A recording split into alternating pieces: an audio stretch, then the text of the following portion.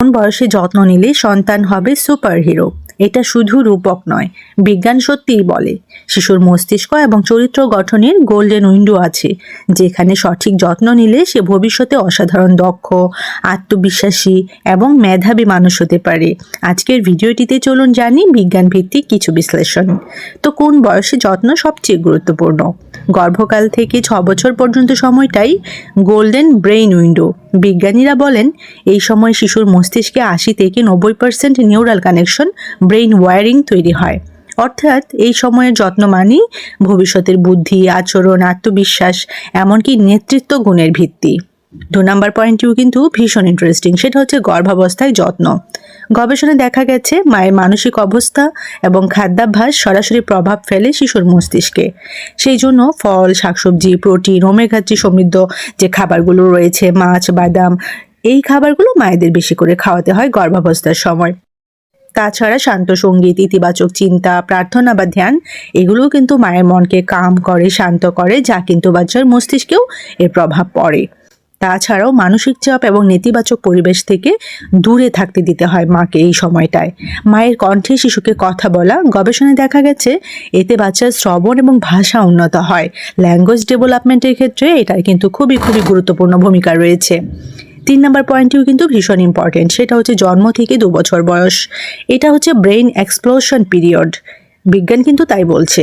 এই সময় প্রতিদিন লক্ষ লক্ষ নিউরন সংযোগ তৈরি হয়। এক্সক্লুসিভ ব্রেস্ট ফিডিং 6 মাস বয়স পর্যন্ত এই সময়ে এইটা কিন্তু মেনটেন করতে হয়। ব্রেস্ট মিল্কে থাকে ডিএইচএ, আয়রন, ইমিউনোগ্লোবুলিন থাকে, যা মস্তিষ্ক এবং রোগ প্রতিরোধ ক্ষমতা বাড়ায়। চোখে চোখ রেখে কথা বলা এবং হাসি, এটা কিন্তু বাচ্চার ব্রেন ডেভেলপমেন্টের ক্ষেত্রে ভীষণ গুরুত্বপূর্ণ। তাছাড়া ছড়া, গান, গল্প, এগুলো কিন্তু ভাষা এবং স্মৃতিশক্তি গঠন করে। টাচ, আদর এবং নিরাপত্তা শিশুর মানসিক স্থিতি গড়ে তোলে। 4 নম্বর পয়েন্টটিও কিন্তু ভীষণ ইন্টারেস্টিং এবং আপনাদের জানা দরকার, সেটা হচ্ছে 2 থেকে 6 বছর বয়সটাকে ক্যারেক্টার অ্যান্ড ক্রিয়েটিভিটি উইন্ডো বলা হয় বৈজ্ঞানিকভাবে। এই সময়ে বাচ্চার কল্পনা শক্তি, সামাজিক বোধ এবং আত্মবিশ্বাস তৈরি হয়। তো খেলাধুলা এবং মুক্ত চিন্তার সুযোগ করে দিতে হবে বাচ্চাকে। ক্রিয়েটিভ প্লেতে বাচ্চাকে বেশি করে এনকারেজ করতে হবে, উৎসাহিত করতে হবে, না বলে বোঝাতে হবে বাচ্চাকে, পজিটিভ গাইডেন্সটা দিতে হবে।